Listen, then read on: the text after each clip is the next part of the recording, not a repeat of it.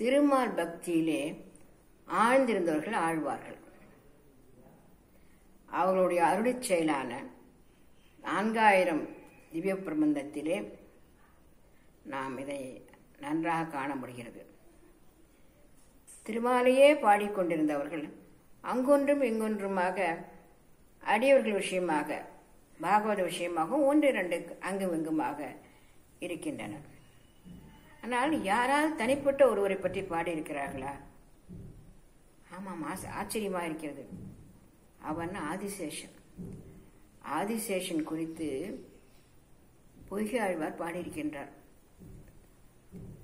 எல்லோரும் கைங்கரியம் செய்ய வேண்டும், உனக்கே ஆட்சி செய்ய வேண்டும், உனக்கே பணி செய்ய வேண்டும் என்றெல்லாம் எல்லோரும் வேண்டிக் கொண்டிருக்கிறார்கள். அத்துணை பேரும் வேண்டிக் கொள்கிறார்கள். ஆனால் அதை பற்றி எந்த விதமாகவும் பேசாமல் அமைதியாக தன்னுடைய கடமையை செய்து கொண்டிருப்பவன் யார் தெரியுமா? ஆதிசேஷன் தான். எத்தனை வகையில் அவன் பணி செய்கிறான், ஆச்சரியமா இருக்கிறது அல்லவா? உற்று பாருங்கள், எத்தனையெல்லாம் செய்கின்றான் அவன். சென்றால் குடையாம், இருந்தால் சிங்காசனமாம், நின்றால் மரவடியாம், நீழ்கடவுள் என்றும் புனையாம், மணி விளக்காம், பூம்பட்டாம், புல்கும் அணையாம், திருமாலுக்கு அரவு. திருமாலுக்கு அரவு எப்படியெல்லாம் இருக்கின்றான்? சென்றால் குடையாம். பெருமாள் நடக்க ஆரம்பிச்சா உடனே குடையாயிடுவான். நமக்கு தெரியும் இல்லையா? இங்கிருந்து யமுனையை தாண்டி அக்கறைக்கு சென்று குழந்தையை விட்டு விட்டு வர வேண்டும். மழை கொட்டுகிறது.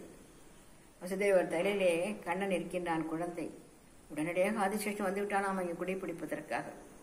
அவன் பெருமாள் சென்றால் குடையாகி விடுவான், அமர்ந்தால் சிம்மாசனமாகி விடுவான், நின்றால் பாதுகை ஆகி விடுவானாம், நின்றால் மரவழியாம். அவன் பார்க்கடலிலே, நீழ்கடலுள்ளே என்றைக்கும் அவன் அவருக்கு புனையாம், அவருக்கு படுக்கை அவன்தான், அழகான மெத்தை அவன்தான் மடைந்து கொடுத்து அழகாக அவருக்கு வாகாக ஒரு படுக்கையாக அவன் ஆகின்றான். மணி விளக்கு சொல்லுவோம் இல்லையா? நாகத்தின் தண்டை விளக்கு இருக்கின்றது, மணி இருக்கிறது. மணி அங்கு விளக்காக விளங்குகின்றது. பூம்பட்டாம், அவருக்கு உடுத்துகின்ற பட்டும் அவன்தான் ஆகின்றான்.